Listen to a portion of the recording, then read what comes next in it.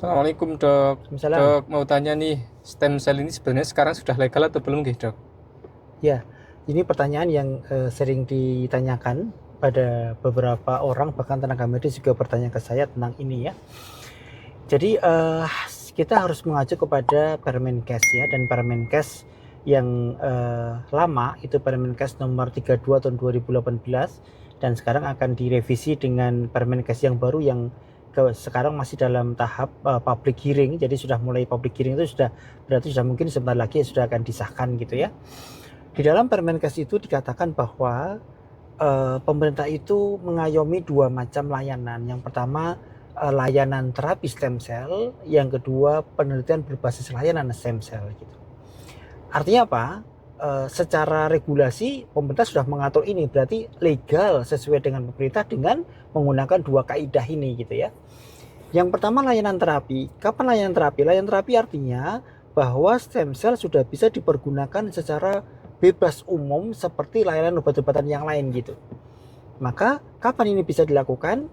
Yang pertama jika penyakit tersebut sudah masuk dalam standar layanan yang dikeluarkan oleh Kemenkes. Jadi Kemenkes akan mengeluarkan standar layanan bahwa stem cell bisa dipakai untuk penyakit A, B, C, D dan seterusnya gitu. Maka jika penyakit itu ada pada standar layanan tersebut, maka dia sudah legal 100% gitu ya. Bisa dilaksanakan di rumah sakit, bisa dikerjakan di klinik utama gitu. Tentu harus dilaksanakan oleh dokter yang kompeten. Kompeten itu adalah kompeten tentang stem cell-nya, yaitu ditunjukkan dengan surat kompetensi dari kolegium masing-masing, dan kompeten tentang penyakitnya. Jadi tidak boleh nih dokter bedah mengobati penyakit dalam mengobati bedah, tidak boleh. Harus kompeten terhadap penyakitnya gitu. Ini adalah sesuai dengan standar layanan yang dikeluarkan oleh Kemenkes. Nah, Kemenkes dalam mengeluarkan standar layanan ini berdasarkan masukan dari kolegium, masukan dari rumah sakit ataupun Fasdiankes ataupun dari pihak-pihak yang lain gitu. Maka kalau kami di penyakit dalam, kami sudah mengusulkan beberapa penyakit yang akan disahkan di standar layanan dan sekarang masih menunggu proses review dari Kemenkes gitu ya. Nanti kalau sudah disahkan berarti sudah bisa melakukan pelayanan secara legal. Jelas ya? Nah, kemudian jika belum ada standar layanannya atau penyakitnya tidak masuk dalam standar layanannya, maka pemerintah tetap memperbolehkan dokter melakukan pelayanan tetapi dalam koridor penelitian berbasis layanan. Jadi layanan tersebut masih penelitian gitu, masih riset. Ini sekarang yang kami lakukan karena di penyakit dalam belum keluar nih. Maka ada beberapa persyaratan. Yang pertama harus dikerjakan di rumah sakit yang ditunjuk oleh Kemenkes.